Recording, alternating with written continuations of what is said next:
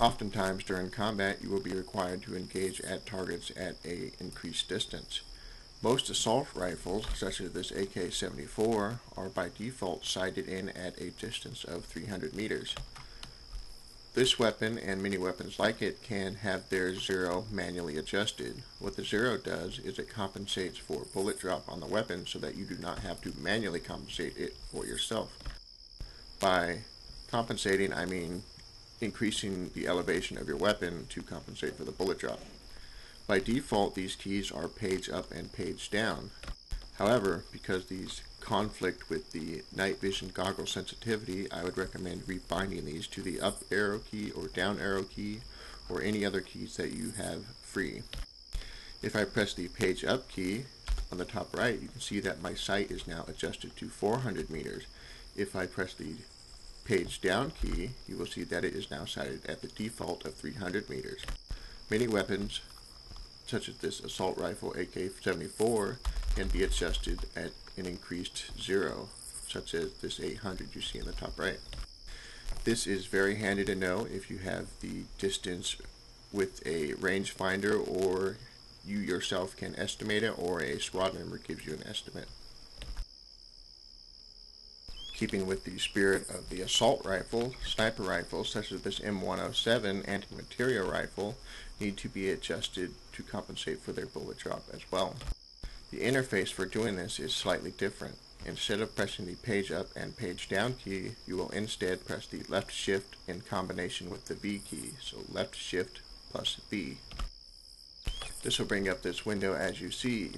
My elevation, which would default at 0, but I instead have at 17.5, is the elevation MOA.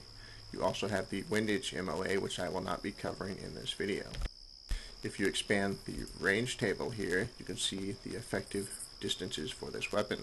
This weapon can engage targets at a range of 100 meters all the way out to a range of 2,000 meters.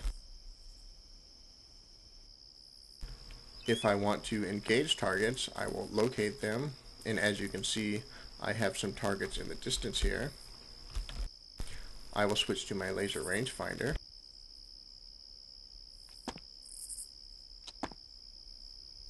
And load up my battery.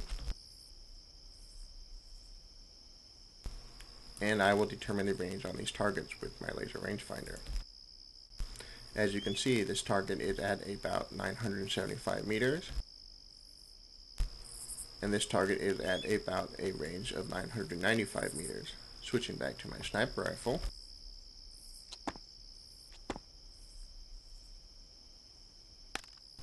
I will now want to adjust for this range. So pressing Shift V, I will bring up my range table, and I need to find a distance of about 975 meters. As you can see, I have 1,000 here at MOA of 19, and I have a 900 meters at a MOA of 14.25. I need to find a number that corresponds to a sweet spot for about 970. I have chosen 17.5. This may or may not be correct, but we will see.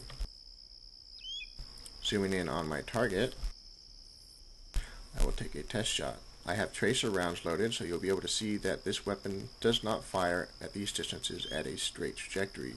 Instead, it will fire at a high ballistic arc. And that seems to be an appropriate range for the target, and you can see that he has died. I will now fire at the next target. As you can see, I have missed. I will need to adjust my target to compensate for windage, or if I do not have my distance MOA calibrated absolutely correctly.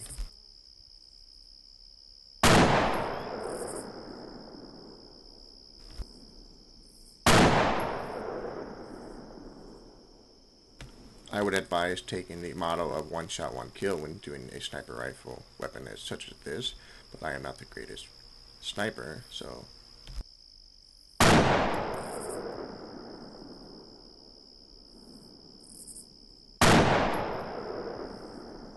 and as you can see, I have eliminated the target. If I was firing at the default range of 0 for the MOA, which would correspond with 500 meters, you will see that my round will not get anywhere near the target. This is why you need to compensate your bullet drop with the range adjuster for the sniper rifle. Anyway, that is it for the sniper rifle range adjustment.